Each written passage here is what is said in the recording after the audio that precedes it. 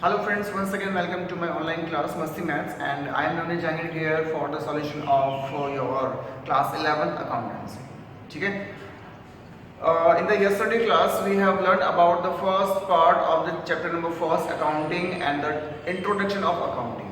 मैंने आपको कल बताया था कि अकाउंटिंग क्या होती है, उसमें कौन कौन सी टर्म्स यूज होती हैं, कैसे हम अकाउंटिंग करते हैं, उसके लिए कौन कौन सी क्वालिफिकेशंस हमारे लिए नेसेसरी होती है, ये हमने कल बताया था। ठीक है, और मैंने आपको ये भी बताया था कि आने वाले टाइम में मतलब हमारी जो नेक्स्ट क्लास होगी उसमें मैं आपको कुछ जनरल टर्म्स बताऊंगा जो कि अकाउंटिंग में बहुत ज़्यादा इंपॉर्टेंट होती है और इम्पोर्टेंस रखती भी है, बिकॉज इन सब टर्म्स के बिना अकाउंटिंग अधूरी है, कर ही नहीं सकते, ये मान लीजिए आप। ठीक है, so today we are going to discuss about the basic terms of accounting. They are the 20th term that will be described by me. Okay, देखिए सबसे पहले हमारे पास में जो टर्म्स आ रही है वो है एंटिटी. एंटिटी क्या होता है? एंटिटी इट्स मींस बिजनेस की लैंग्वेज में अगर देखा जाए तो वो होता है एक ऐसा ऑर्गेनाइजेशन जिसका एग्जिस्टेंस होता है, जिसका अस्तित्व होता है, जो वास्तव में है. एक बात बताइए कि जब कोई चीज हमें दिखेगी ही नहीं, जो चीज है ही नहीं, जिसका एक्सिस्टेंस हमारे लिए बिल्कुल नहीं है, क्या आप उसकी अकाउंटिंग कर सकते हैं? नहीं. तो सेम चीज ये है, एंटिटी का मतलब होता है बिजनेस के टर्म्स में या बिजनेस लैंग्वेज में अगर आप देखना चाहो तो मतलब होता है कि एक ऐसा ऑर्गेनाइजेशन जो एग्जिस्टेंट है, जो अस्तित्व में है, जिसकी अकाउंटिंग की जा सकती है, वो होती है एंटिटी. जैसे आप मान लीजिए बिजनेस यूनिट भी आप कह सकते हैं, उसका नाम कह सकते हैं. इट मीन सुपरमार्केट भी है क्योंकि वो एग्जिस्टेंस है जिसमें आप जाते हैं, सामान लेकर आते हैं, सुपरमार्केट. या कोई भी लिमिटेड कंपनी, ठीक है, वो सब क्या होती है? एक एंटिटी होती है, एक यूनिट होती है किसके? बिजनेस की, जिसका हम अकाउंटिंग या ऑडिटिंग करेंगे. ठीक है. सेकेंड टर्म है हमारे पास में ट्रांजैक्शन. नाम से ही पता लग रहा है और मैंने आपको पार्ट फर्स्ट में बताया था ट्रांजैक्शन क्या होती है. देखिए, ट्रांजैक्शन का मतलब होता है जब दो पर्संस कोई सामान एक्सचेंज करते हैं, चाहे वो पैसे के लिए हो या फिर उधार के लिए हो. मतलब अगर दो पर्सन ने कोई भी मटेरियल एक्सचेंज किया कि मैं मुझे ये चीज चाहिए पैसे लेके, उसने कहा ठीक है मैं ये चीज बेचना चाहता हूँ बिकॉज मुझे पैसे की जरूरत है. मतलब दोनों के बीच में एक्सचेंज हुआ, मटेरियल एक्सचेंज हुआ, स्टॉक एक्सचेंज हुआ, माल एक्सचेंज हुआ, कुछ भी सर्विस एक्सचेंज हुई. अब वो कैश के लिए की गई हो या क्रेडिट के लिए की गई हो, दैट इज कॉल्ड ट्रांजैक्शन. छोटे से टर्म्स में आप ऐसा समझ लीजिए, कोई भी दो या दो से ज्यादा पर्सन के बीच में कोई भी एक्सचेंज जिसको मॉनेटरी में काउंट किया जा सके, that is called transaction. Okay. Third, assets. Assets एक बहुत ही इंपॉर्टेंट चीज होती है. देखिए, बिजनेस बिना असेट्स के ये मान लीजिए नहीं चल सकता, नहीं चल सकता. अब असेट्स यहाँ पे है इकोनॉमिक रिसोर्सेज, जिससे पैसा कमाया जा सकता है, दैट इज कॉल्ड असेट्स. जैसे एक कंपनी की असेट्स क्या होती है? उसमें लगी हुई मशीनें, उसका प्लॉट, उसके फैक्ट्री, वो सब क्या है? उसकी एक असेट्स है, जिसके बिहाफ पे वो अपना बिजनेस रन कर रहा है, दैट इज कॉल्ड असेट्स.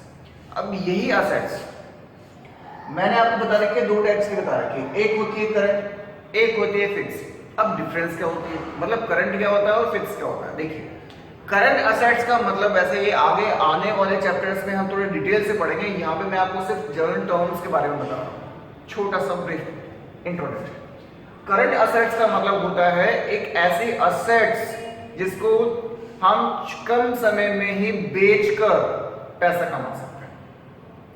छोटे पीरियड के लिए होती है, जिसे हम कभी भी छोटे पीरियड में सेल आउट करके पैसे कमा सकते हैं. वो क्या होता है? करंट असेट्स होता है. और एक ऐसी असेट जिसे हम लंबे समय के लिए हमारे बिजनेस में चलाते हैं और उसके बाद में जब बेचते हैं पैसा कमाते हैं, फिक्स एसेट्स। फिक्स एसेट्स का मतलब आप ये जान लीजिए कि जो बिजनेस को चलाने के लिए कंपलसरी होती है, that is called fix asset, जिसे लॉन्ग टर्म के लिए बिजनेस में रखा जाता है और जिसे शॉर्ट टर्म के लिए बिजनेस में रखा जाता है, वो करंट एसेट्स। डिफरेंस इतना सा।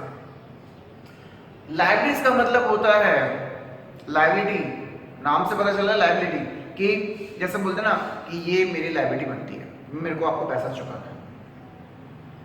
रेस्पॉन्सिबिलिटी जिसको बोलते हैं वो भी होती है लायबिलिटी ही, आप मान सकते हैं। लायबिलिटीज बिजनेस के टर्म्स में अगर देखा जाता है कि अगर किसी ने या फिर बिजनेस के ऑनर ने ही जिसने बिजनेस चला रखा है, अगर बैंक से लोन ले रखा है और उससे बिजनेस चलाया है, तो उसकी ये लायबिलिटी बनती है कि वो बैंक को वापस से उसका पैसा दे दे। ठीक है, दो पर्सन में ट्रांजैक्शन हुआ, एक्सचेंज हुआ, ट्रांजैक्शन हुआ। अब दोनों पर्सन में से किसी ने भी कैश से रिलेटेड कोई भी ट्रांजैक्शन नहीं किया, उसने कहा कि मैं बाद में दूंगा, अभी पैसे नहीं है, उधार चाहिए मेरे को। अब जिसने उधार लिया है, सपोज इस फर्स्ट पर्सन ने इससे उधार लिया, तो इसकी ये लायबिलिटी बनती है कि कुछ समय बाद में उसका जो पेमेंट था, इसका जो सेकंड पर्सन का पेमेंट था, वो उसे लौटा दे। वो क्या होती है? लायबिलिटी होती है। अब ये लायबिलिटी भी असेट्स की जैसे दो टाइप्स की होती है, करंट असेट्स, करंट लायबिलिटीज और फिक्स लायबिलिटीज, या फिर इसे नॉन करंट लायबिलिटीज भी कहा जाता है। सेम डिफरेंस इसमें भी है, जो छोटे समय के लिए उधार के लिए ली जाती है, 10 दिन, 15 दिन, महीने, 2 महीने के लिए, वो होती है करंट लायबिलिटीज। और जो सालों के लिए ली जाती है वो होती है नॉन करंट लायबिलिटी, जो जैसे लीज पर लिया गया एक प्लॉट उधार लिया गया है और आपने, या फिर बैंक लोन लिया गया। अब ऐसा तो है नहीं कि बैंक लोन आपको 2 महीने में चुकाना, नहीं, 20 साल का होता है, 20 ईयर्स का होता है, 30 ईयर्स का आपने ले रखा है, 10 ईयर्स का ले रखा है, मतलब लॉन्ग टर्म के लिए ले रखा है। लेकिन आपकी लायबिलिटीज जनरेट हो गई, मतलब आपको ये तो पता लग गया कि आपको लायबिलिटीज तो चुकानी है, कम समय में चुकानी है, तो करंट लायबिलिटीज। लंबे समय के लिए चुकानी है, नॉन करंट लायबिलिटीज। आपने मोबाइल फोन परचेज किया 20,000 का, पैसे आपके पास में 10,000। अब 10,000 की आपने क्या करवा ली? ईएमआई करवा ली 6 महीने के लिए, कि मुझे 6 महीने में इसकी 10,000 की जो ईएमआई है वो कंप्लीट करनी है, 6 मंथ्स ना, करंट लायबिलिटीज। अब आपने एक फ्लैट परचेज कर लिया और वो आपने किया 30 लाख, बैंक से लोन आपने ले लिया और कह दिया कि मैं 20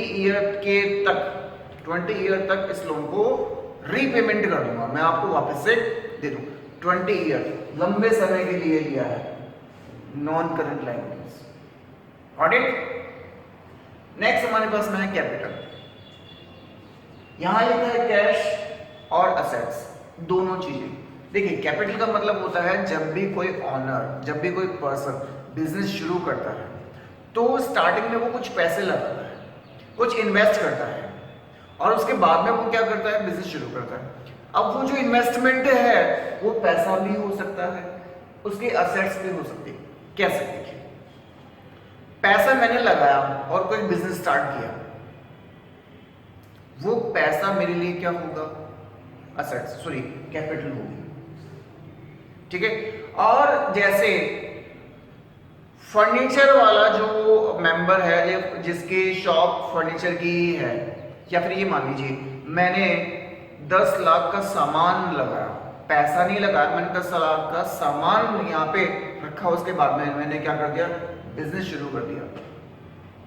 मैंने मोबाइल फोन पर परचेज कर लिया बहुत सारे, वो क्या है? मेरे असेट्स। परचेज कर लिया और उसके बाद मैंने क्या कर दिया? बिजनेस शुरू कर दिया। मैंने पैसा नहीं लगाया, मैंने असेट्स लगाई। तो ये जो कैपिटल है वो दोनों टर्म्स में हो सकती है, कैश भी हो सकती है तो असेट्स भी हो सकती है। ये कौन लगाता है? ऑनर लगाता है। किसका? बिजनेस का। जिसको बिजनेस शुरू करना होता है वो ऑनर होता है। वो क्या करता है? बिजनेस शुरू करने के लिए कुछ इन्वेस्टमेंट करता है। वो जो इन्वेस्टमेंट है वो कैश भी हो सकता है तो असेट्स भी हो सकती है, पैसा भी हो सकता है तो कोई स्टॉक भी हो सकता है, मेटेरियल भी हो सकता है। दोनों चीजें क्या होती है? कैपिटल होती है। जिससे बिजनेस शुरू किया जाता है, सिंपल सी बात। नेक्स्ट हमारे पास में आता है सेल। यहाँ पे लिखा मैंने SP, selling price, cost price, selling price आपने सुना होगा ना। तो सेल्स का मतलब होता है सेलिंग प्राइस। अगर आप किसी कस्टमर को, कंज्यूमर को कोई सर्विस प्रोवाइड करवाते हो, बदले में आप उससे क्या लेते हो, कैश लेते हो या फिर क्रेडिट पे देते हो, लाइबिलिटी जनरेट कर देते हो, उसकी क्या हो गया, सेल हो गई। आपने कोई भी मटेरियल किसी कंज्यूमर को बेच दिया है, आपने उससे कैश ले लिया है, सेल कर दिया आपने, सिंपल सी बात है। परचेज सेल्स आप जानते हो ना, बस वही चीज। अच्छा नेक्स्ट हमारे पास में रेवेन्यूज। नई चीज है, नया एक सुना होगा आपने, नया वर्ड है आपके लोगों के लिए मेरे ख्याल से। देखिए रेवेन्यू का मतलब होता है, जैसे ये एग्जांपल्स लिख रखे हैं मैंने आपको ताकि समझने में थोड़ा सा आसानी हो। Commission, interest, rent. रेवेन्यू का मतलब जब भी कोई पर्सन कंज्यूमर को सर्विस प्रोवाइड करवाता है, बदले में उसे उसकी जो इनकम जनरेट होती है, इनकम की बात कर रहा हूं मैं, ध्यान रखना। जैसे मैंने मार्केट से 10 रुपए का कोई सामान उठाया, कंज्यूमर को मैंने 11 रुपए में बेच दिया, तो जो 1 रुपए में जो मेरा कमीशन हुआ, 1 रुपया जो मेरा कमीशन हुआ, 1 रुपीज, वो मेरा क्या होगा, रेवेन्यू होगा। क्या होगा, रेवेन्यू होगा। ठीक है, तो मतलब इसका ये हुआ कि अगर कोई भी पर्सन, बिजनेस से रिलेटेड कोई भी पर्सन अगर कंज्यूमर या कस्टमर को कोई भी सर्विस प्रोवाइड करवाता है, बदले में उसे जो भी मेहनताना मिलता है, जो एक्स्ट्रा मिलता है, वो होता है रेवेन्यू। कमीशन आप जानते हो कि इस प्लॉट को मैं बिकवा दूंगा, 10% कमीशन मुझे चाहिए, ठीक है, कमीशन ले लेना, बिकवा दे। अब वो क्या करेगा कि जो उसकी एग्जैक्ट प्राइस होगी उसमें अपना कमीशन जोड़ के उस सामने वाली पार्टी को बताएगा। जब वो उसे बेच देगा तो उसका कमीशन आ जाएगा, वो उसका क्या होगा, रेवेन्यू। भाई उसने कोई इन्वेस्टमेंट किया ही नहीं था, उसको फ्री फोकट में कमीशन मिल गया ना।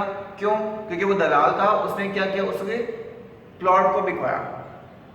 ठीक है, यहाँ पे मैं आपको जनरल जो डेली रूटीन्स होते हैं, मैं उसके अकॉर्डिंग ही आपके जो टर्म्स है वो क्लियर कर दूंगा, आपको ज्यादा टेंस लेने की जरूरत नहीं है।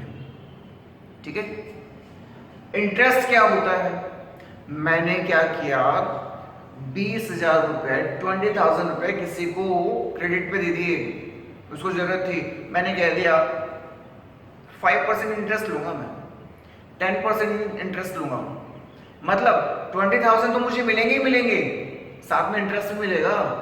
वो क्या है, रेवेन्यू। रेंट रेवेन्यू हो गया।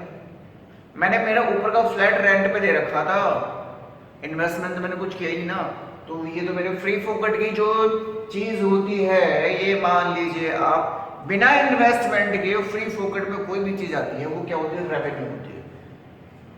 अच्छा, उसके बाद में होता है एक्सपेंसेस और उसके नीचे है एक्सपेंडिचर। दोनों लगभग सेम से दिख रहे हैं लेकिन फिर भी इसमें डिफरेंस है। एक्सपेंसेस का मतलब होता है सर्विस देने के लिए या फिर बिजनेस चलाने के लिए, बिजनेस से प्रॉफिट अर्न करने के लिए जो भी आप खर्चा करते हैं वो होता है एक्सपेंडिचर, सॉरी एक्सपेंसेस। बिजनेस मुझे चलाना है, उसके लिए मुझे एम्प्लॉइज चाहिए, बिना एम्प्लॉइज के मैं बिजनेस रन नहीं करवा सकता, लेकिन उनको मुझे क्या देनी पड़ेगी, सैलरी देनी पड़ेगी, तब जाके मुझे कोई प्रॉफिट होगा, क्योंकि वो मेहनत ज्यादा करेंगे।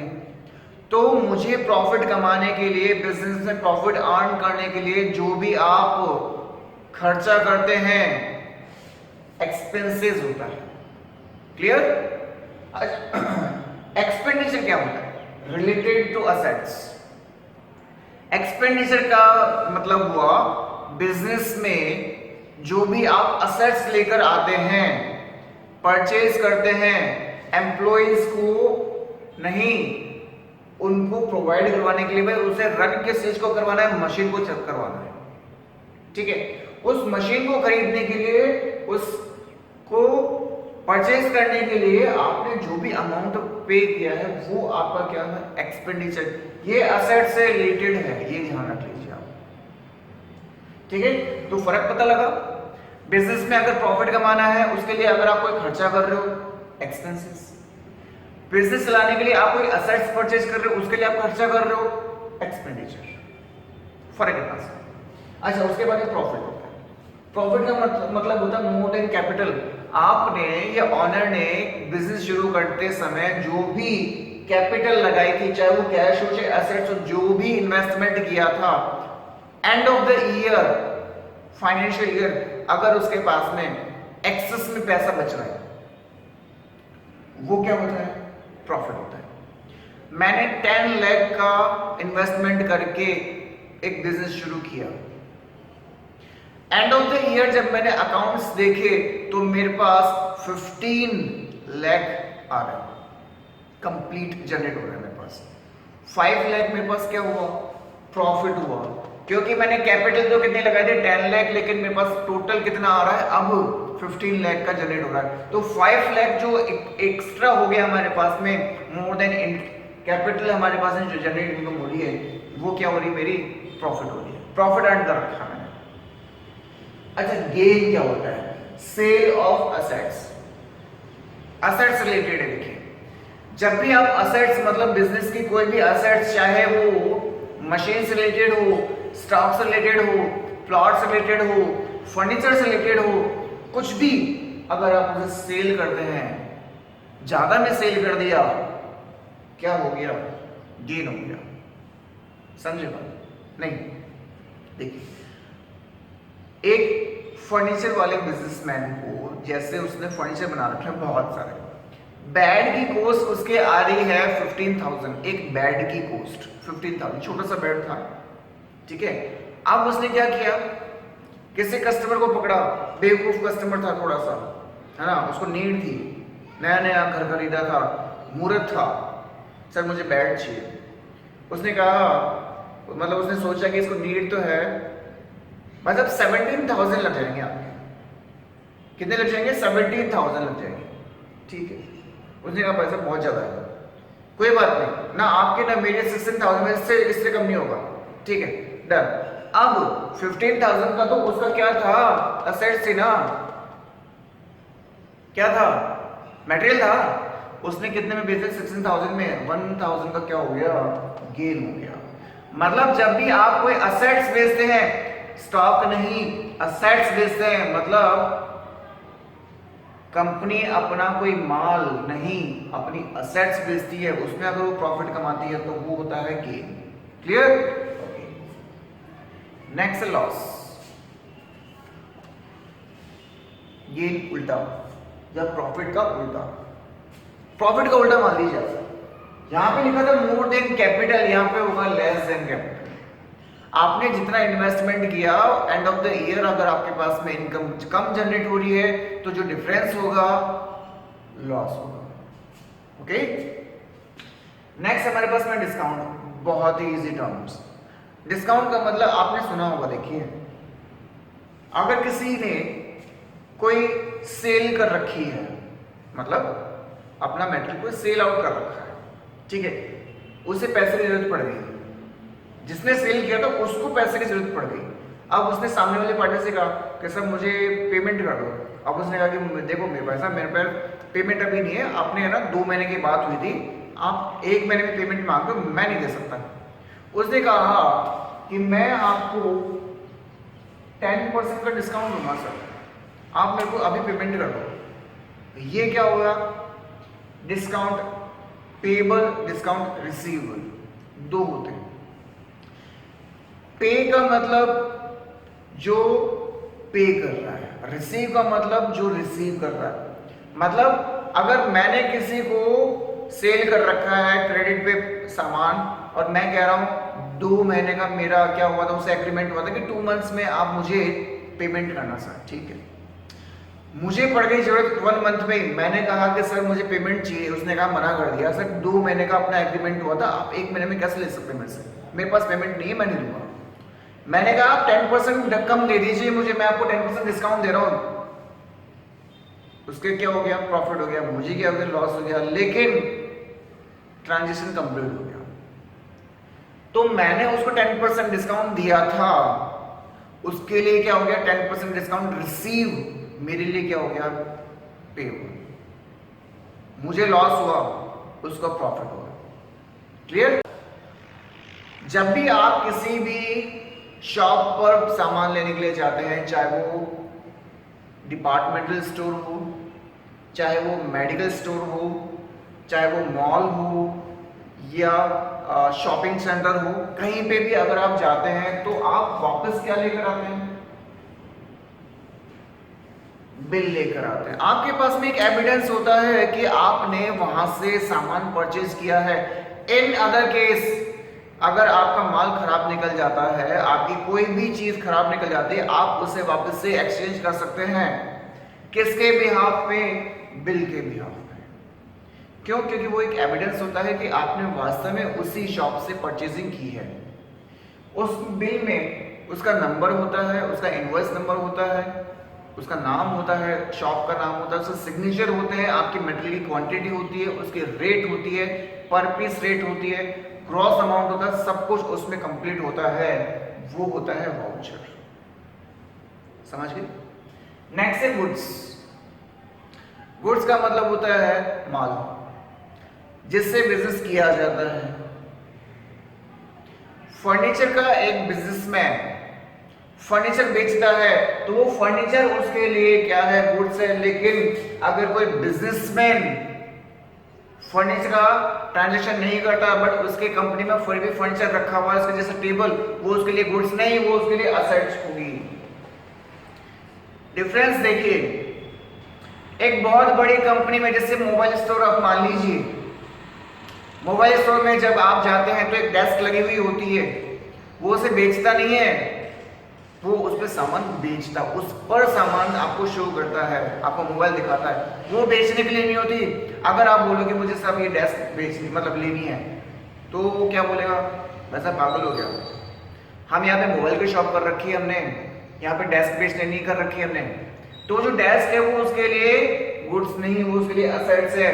लेकिन अगर किसी फर्नीचर वाले के अगर पास में जाओगे कि यहाँ पे फर्नीचर बेचा जाता है, तो उसके लिए वो फर्नीचर क्या होगा? गुड्स होगा। डिफरेंस बात समझ में आई? बस यही डिफरेंस। मतलब किसी बिजनेसमैन के लिए पर्टिकुलर जिस चीज का बिजनेस किया जा रहा है वो उसके लिए गुड्स होगा। डिपार्टमेंटल स्टोर के लिए सारा सामान गुड्स है, फर्नीचर वाले के लिए सारा फर्नीचर गुड्स है, ठीक है। मेडिकल स्टोर वाले के लिए सारी मेडिसिन गुड्स हो गई। समझ में आई बात? बस। अच्छा, ड्राइंग का मतलब क्या होता है? ड्राइंग का मतलब सिंपल सी बात है, अगर कोई भी ऑनर बिजनेस जिसने चला रखा है वो अपने ही बिजनेस में से पैसा अगर निकालता है अपने पर्सनल यूज के लिए, वो होती है ड्राइंग्स। ऑनर बिजनेसमैन जो भी बिजनेस चला रहा है उसने जो कैपिटल इन्वेस्टमेंट कर रखी है उसमें से अगर वो कोई अमाउंट निकालता है किसी पर्सनल खर्चे के लिए, पर्सनल खर्चे के लिए, बिजनेस के लिए नहीं, कि उसने पर्सनल के लिए कार परचेज कर ली, बिजनेस से पैसा उठा लिया, कार परचेज कर ली, पर्सनल यूज के लिए, ड्राइंग है। लेकिन वही चीज उसने बिजनेस के लिए परचेज करी, वो असेट्स है। क्लियर? Next, purchase. सेल का उल्टा परचेज होता है, सेल का उल्टा परचेज होता है। ये भी दो में हो सकता है, ये कैश भी हो सकता है और क्रेडिट भी हो सकता है। दो पर्सन जब कोई एक्सचेंज करते हैं, जिसने सर्विस ली है इसका मतलब उसने परचेज किया है, जिसने सर्विस दी है उसने सेल किया है। अब अगर hand to hand cash transaction हो गया, कैश ट्रांजैक्शन हो गया, तब तो खत्म, मॉनेटरी ट्रांजैक्शन हो गया। लेकिन अगर क्रेडिट ट्रांजैक्शन हुआ है तो उसे क्या जनरेट हो गई? लायबिलिटी जनरेट हो गई। क्या हो गई? लायबिलिटी जनरेट हो गई कि उसे इसका पेमेंट करना पड़ेगा। उसने क्या दिया होगा? उसने वाउचर दिया होगा। और अगर उसे जल्दी पेमेंट चाहिए होगा तो वो क्या देगा? डिस्काउंट देगा। डिस्काउंट देगा तो उसको क्या होगा? लॉस होगा। आ गई बात समझ में? देखिए, सारे के सारे टर्म्स एक कड़ी से कड़ी जुड़ी हुई है।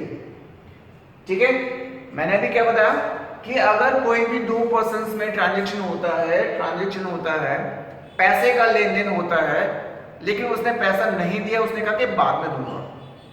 बाद में देने के नाम पे ही क्या जनरेट हो गई? लायबिलिटी जनरेट हो गई। कौन सी वाली? करंट लायबिलिटी, क्योंकि कुछ समय के लिए ही तो दिया होगा। ठीक है, लायबिलिटी जनरेट हो गई, उससे पैसे की जरूरत जल्दी पड़ गई, उसने कहा कि मैं तुझे क्या दूंगा? मैं तुझे डिस्काउंट दूंगा। डिस्काउंट देने के बाद में, लेकिन डिस्काउंट किस बेसिस पे देगा? उसने वाउचर दिया होगा तभी तो, नहीं तो मैं कह सकता हूँ भैया कौन सा सामान आप मैंने कब से खरीद लिया आपसे, बिल है सर मेरे पास। बिल पे उसने क्या कर दिया? 10% डिस्काउंट दे दिया। डिस्काउंट जिसने दिया है उसको लॉस हुआ है, और जिसने डिस्काउंट लिया है उसको वो प्रॉफिट हुआ है, गेन हुआ है। आगे बात समझ में? ओके, नेक्स्ट देखिए, स्टॉक इसी से रिलेटेड है। ये मान लीजिए स्टॉक का मतलब होता है बिजनेसमैन जो अपना बिजनेस चला रहा है, एंड ऑफ द ईयर उसके पास में जो कुछ भी सामान बच जाता है, फाइनेंशियल ईयर कंप्लीट होने के बाद में उसके पास में जो कुछ भी सामान बचता है, कंप्लीट जिस चीज का वो बिजनेस कर रहा है वो चीज है ना, एसेट्स और लायबिलिटीज की बात नहीं कर रहा है। जो पर्सन बिजनेस कर रहा है किसी पर्टिकुलर मटेरियल का, पर्टिकुलर गुड्स का, एंड ऑफ द ईयर उसके पास में अगर कोई मटेरियल बचता है फिनिश गुड्स का, वो क्या होगा? उसका स्टॉक होगा। मतलब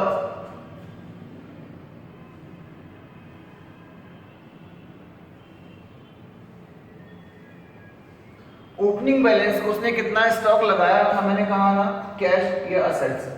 वो कैश भी लगा सकता है, असेट्स भी लगा सकता है, मतलब वो माल भी या फिर स्टॉक भी लगा सकता है, गुड्स भी लगा सकता है। तो उसने यहाँ पे ओपनिंग बैलेंस कर दिया कि मैंने इतना सामान लगाया।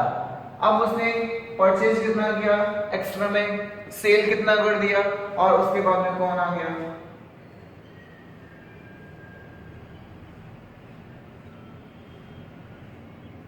क्लोजिंग बैलेंस उसको पता लग गया। 10 लाख का मैंने सामान लगाया था, 9 लाख का मैंने सेल कर दिया, 1 लाख का मेरे पास अभी भी स्टॉक पड़ा है, मेरा फाइनेंशियल ईयर खत्म हो गया, तो 1 लाख का उसके पास में क्या होगा? स्टॉक पड़ा है साहब मेरे पास। जैसे बोलते हैं ना, अरे उसके पास में तो पूरा का पूरा स्टॉक भरा पड़ा है। End of the year session खत्म हो चुका है, फाइनेंशियल ईयर खत्म हो चुका है, उसके बावजूद उसके पास में सामान बचा है, वो क्या है? उसका स्टॉक। अब नेक्स्ट सेशन के लिए, ये नेक्स्ट ईयर के लिए, नेक्स्ट फाइनेंशियल ईयर के लिए, उसके लिए क्या हो जाएगा? वही क्लोजिंग बैलेंस, ओपनिंग बैलेंस हो जाएगा उसके लिए, क्योंकि वो उस स्टॉक को वापस से इन्वेस्ट कर देगा। क्लियर?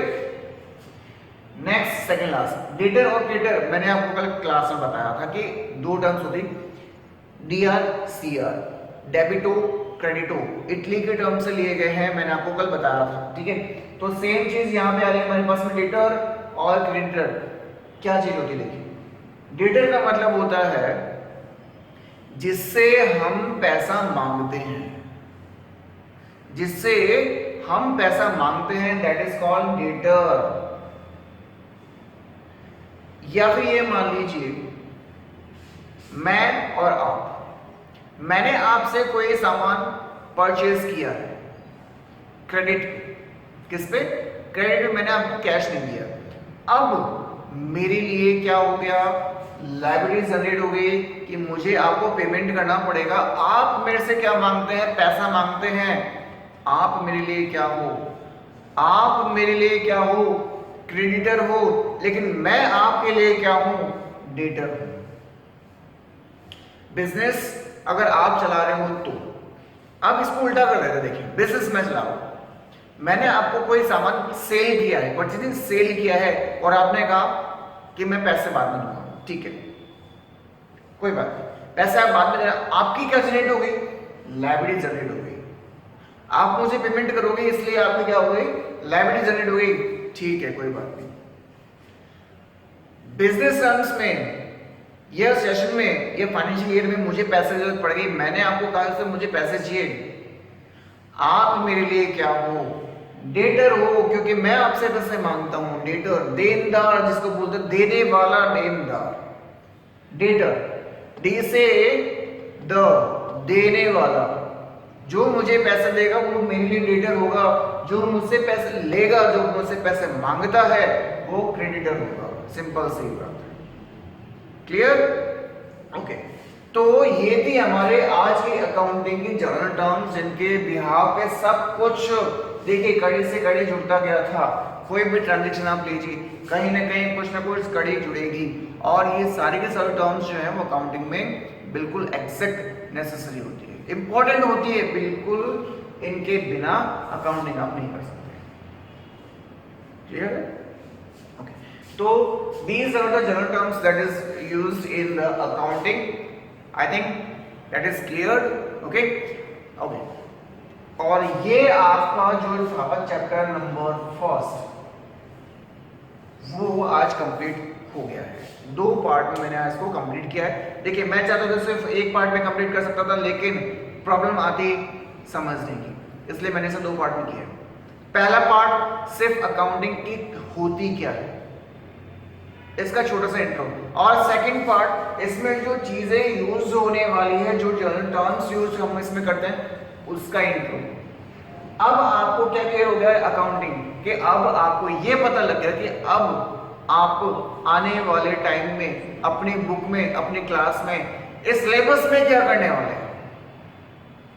क्लियर हो चुका है? ओके, ठीक है। तो that was the class and that was the chapter number first as completed, and in the next class we will meet with next chapter second. Okay, good luck.